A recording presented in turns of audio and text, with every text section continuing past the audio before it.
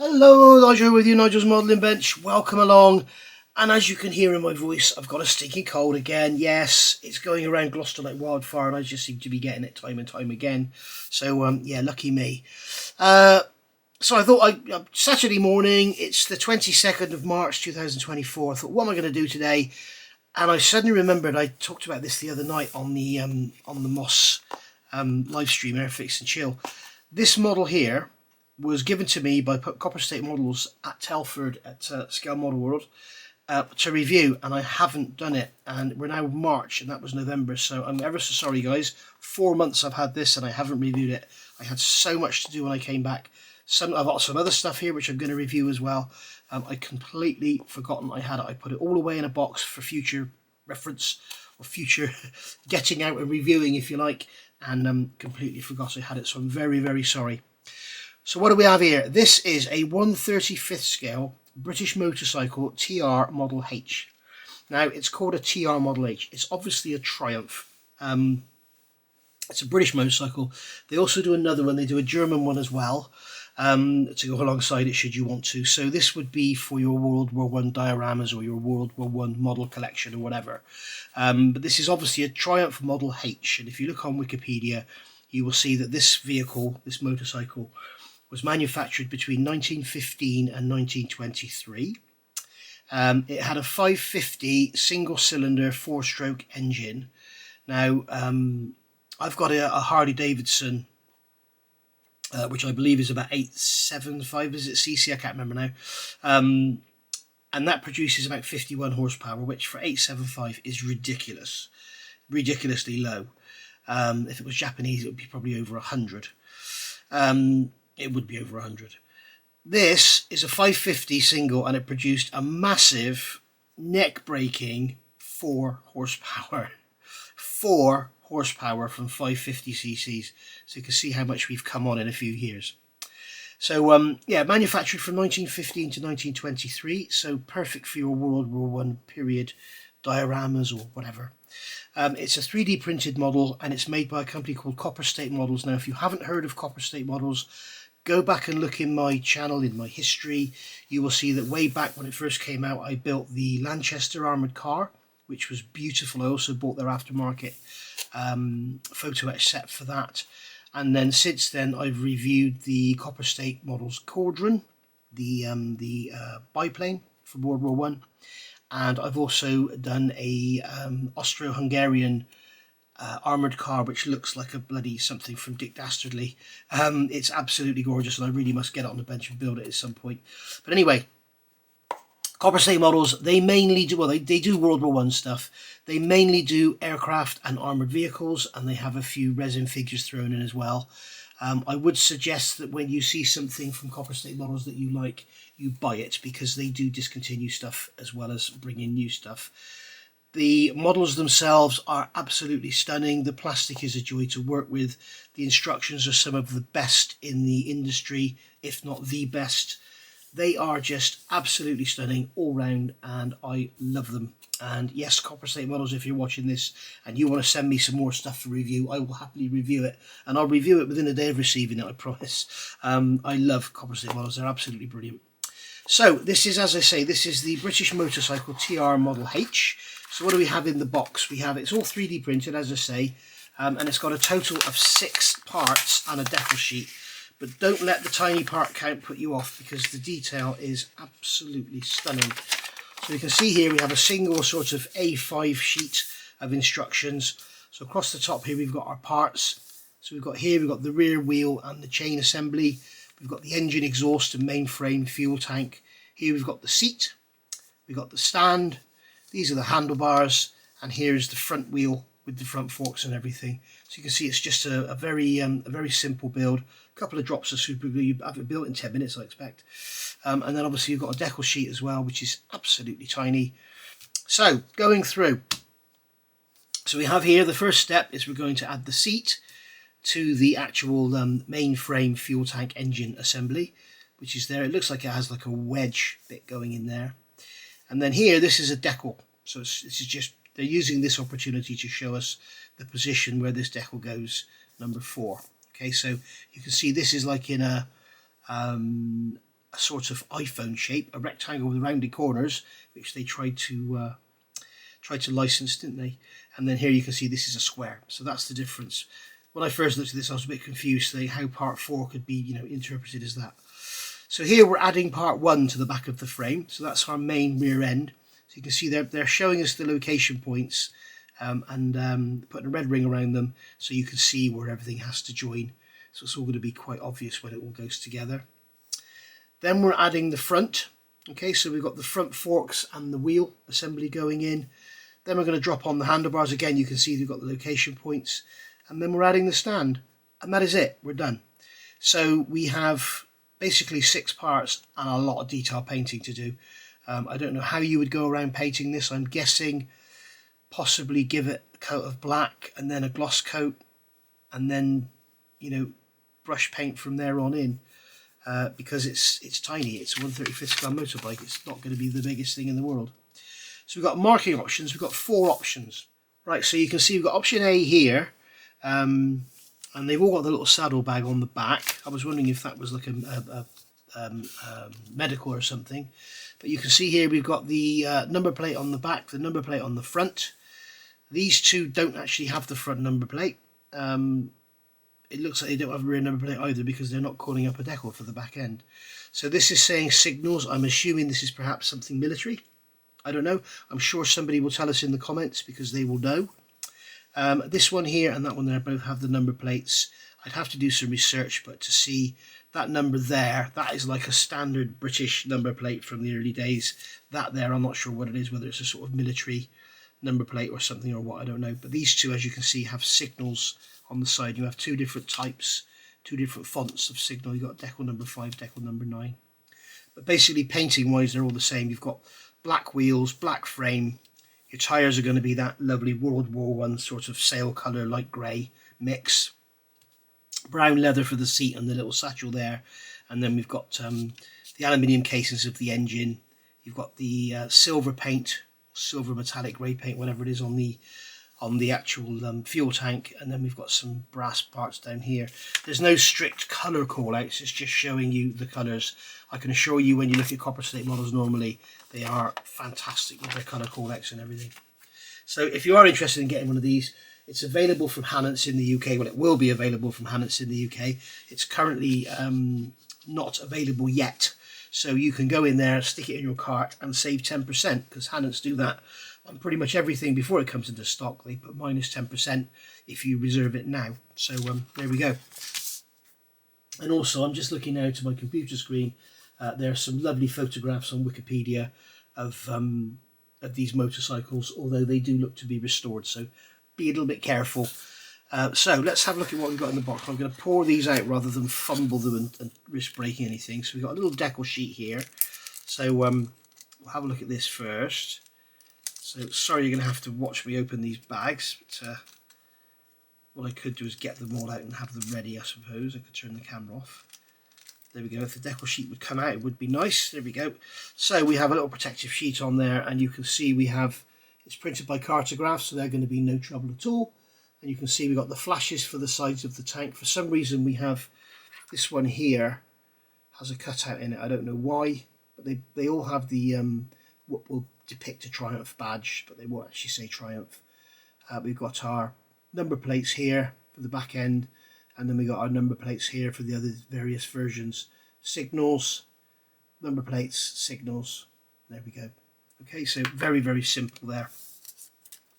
So what I'll do now is turn the camera off, have a good old cough, and I'll get these parts out so we can have a look at them. Okay, so here we go. Typical of Copper State models, we can see that this has been very, very sensibly designed.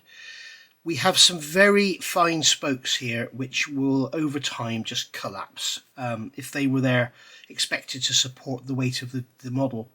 But what they've done, rather than give you separate wheels, they've actually printed the wheel and tyre in with the mudguard or fender and made it a solid piece. So now the spokes are not really doing anything. The weight of the model is being held by that tyre, and the spoke is just there for good looks. So that's a fantastic idea. Very well thought out. Also here, when you've got the engine assembly, you can see that everything is printed in one, So you have no tiny fragile little connection points that are going to break easily. This is just all printed in one. And also you can see, remember I said that wedge assembly, you can see that in the actual fuel tank there, in the back of the fuel tank, there is a slot where that seat's going to glue in. So I've laid these out as per the instructions here, our total of 6 parts. I don't think I've ever had a kit with such a low part count. So what we'll do is I'll have a good look through each one and pick out some of the amazing detail. And I'm very, very cautiously picking it up because it all looks so, there's lots of little bits sticking out which look you know, extremely fragile if you knock them. But you can see here you've got the 3D printed line for the rear light is coming out from underneath the mudguard, you know, which is absolutely stunning. There's a little rack on the back for putting the sandwiches on, and then you've got the little leather pouch on the side. But look at those spokes, look how fine they are, absolutely stunning. And then turning it over, we've got the band there for the drive band. And we've got the, so obviously there's a chain drive in here, and then we've got a band drive for the wheel. So that was how they obviously wanted to do it in those days. We've got the back end of the frame here, so it's going to be a rigid frame. It doesn't have any rear suspension. So it would have been quite a rough old ride, especially around the war sites, around the battlefield, should I say. So there we go. So you can see we've got the final drive and everything here. So yeah, absolutely stunning and gorgeously detailed. Note also there is no cleanup required. You're not going to have to do anything with this. Just going to pick it up by that swinging arm. Well, actually it's not a swinging arm, is it? God, I'm so worried about damaging anything. Right, so that's that. We've got that little bar coming down there as well. I'm not exactly sure what that's for, but there we go. Then we come on to the engine. So as I say, you would normally expect 3D printed parts to be like in a frame with a protector around them. Not with these, it's just all here ready to use. So you can see on there we've got the beautifully detailed engine. We've got the cooling fins on the engine, you can see there. And then we've got the carburetor with its fuel line. We've got the cables. Look at that, all plumbed in, all there, all in 3D printed resin. Absolutely, totally and utterly stunning. I think that's a gear change there on the back. I think they used to have the gear change on the right hand side on these old British bikes. And I think the rear brake would have been on the left, if they had a rear brake, or with the brakes on the handlebars. I can't remember now. I'm just guessing. But there we go, and you can see on here, if I get my great big fingers out of the way, you can see you've got the beautifully finished exhaust as well. So just have a look at that. You can freeze frame should you want to. Absolutely gorgeous, isn't it? Really, really nice. We can see there that foot peg has been slightly damaged. I'll just take a touch of super glue on there, pull it back to shape, and it'll be absolutely fine. You can see that foot peg there has been pushed back. That's one of the problems with 3D printed resin. It is so beautifully and finely detailed that it can be very, very fragile and easily damaged. But having said that, depending what resin they use, generally things break and snap rather than distort like styrene does. So here we've got our rear seat, our seat, and you can see here we've got this little wedge which I'm holding, which goes down into the back of the fuel tank. You can see the springs on there for the you can see the springs on there to support the seat. All the detail underneath the actual seat frame itself, and then we've got the actual spine of the frame there as well. You can see going over the top. So yeah, beautiful, really, really nice. And then here we have the stand. I'm using my goddamn tweezers here, and they use quite a lot. They need quite a lot of force to close them. So there we have the stand. That's going to go onto the rear arm. It's not a swinging arm because it has no suspension, but it goes onto the rear arm. I don't know what you call it. It's just a rear frame, isn't it? So that's going to support the model and have it standing upright for us. As you can see, if it's capable of doing so, because it's so flimsy. And then here we have the handlebars. I can't believe these haven't got damaged. So there's our handlebars. So they are going to go, you're looking at the bottom now. So we can see on here we've got, I can't see that, there's something there which is sticking out and I can't see what that it would be. But I think it's actually been bent. I'm not sure. But I think they're supposed to be upwards. And they're probably gear levers or something. Or a mixture control or something like that. But I would need a magnifier to see them. You can see that it looks like it has one underneath as well. Just looking at the instructions. But you can see we've got these levers on here. If I can turn this over so it's the right way up. Go on, flip over. It doesn't want to. I'll grab the center. But you can see on there we've got on the tops we've got these levers here which are mixture controls or whatever, and then down here we've got the brake levers. So brake and clutch. It's just so fragile. And then here we have, I'm going to actually use my fingers to pick this one up. Here we have the front end, so we've got our front wheel there. Again, you can see that wheel is printed into the mudguard, so the actual weight of the model is sitting on that tyre, not on the spokes, which is really cool. And then you've got the front number plate there, you've got the headlight there, and the front forks. Beautiful, isn't it? Absolutely beautiful. Looks like there's some sort of cantilever suspension on the front. It's very, very nice indeed. So yeah, one tiny little bit of damage. That's unbelievable. When you look at those handlebars, you would think that they would have been damaged. We've got one foot peg there, just slightly bent over. And that's it. So what I think I'll do, I think I'll build this in one of my Wednesday, every Wednesday, well pretty much every Wednesday, 8 PM, World War I Wednesday, we have an hour-long video on World War I related topics. Currently building a 1/16 scale Sopwith Camel from Hasegawa and a 1/35 scale Ukrainian armoured car from Mini-Art, both of which are absolutely crazy kits, which I shouldn't have picked both of them at the same time. But anyway, I'll in one of those videos I'll build this up and you can see how it goes together, and then probably try and paint it. But I won't paint it online. I'll just build it up and then paint it offline. But it's going to need some very, very fine painting, and I think, as I say, I think the best thing to do is give it a black primer coat all over, and then that'll be a good basis to work from for your silvers and your golds and everything, and then you could just brush paint in the leather wall. Give it a gloss coat, because the frame and everything would be gloss black, as with the wheels, and then we'll give it paint the tyres in with a grey and anthracite or something from Revell, and then paint in the seat, the saddle, and the little pouch on there. Done. So yeah, I think it would be a very quick little build. Well, definitely be a quick build, but not so sure how quick it would be to paint, but it would be a stunning model at the end of it. So there we go. As I say, you can get this in the UK from Hannants.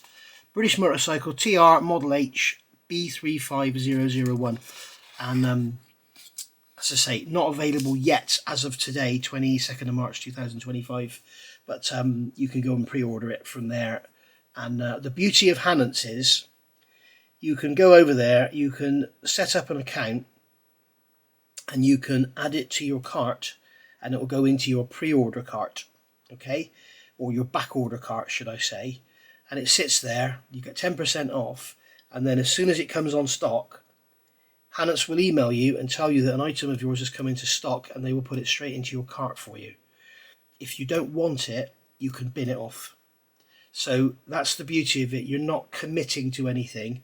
I'd recommend you don't do it too regularly, but it's like now I have stuff in pre-order from Hannants in my back order list, and it's all just sat there, so I'm confident that I won't miss out on anything, and I'm going to get my 10% off, and it's there if I want it. And if I decide I don't want it, or I suddenly find that, Hannants have got this Airfix Concorde have just come in, which is a new release. There isn't one coming, by the way, but I'm just using it as an example. And And then I discovered that a local model shop like Tiger Hobbies has got it for half price or something. I don't have to have it. So that's the good thing. So there we are. Get yourself one over to Hannants, get yourself one ordered, and get yourself one put together, because wow, what a little model this is going to be. I'll see you all soon. Thank you for watching, and bye for now. Just a little correction, guys. I've just been looking at the some pictures on Google Images, some images of the actual motorcycle itself, and I said this here was like a metallic silver grey.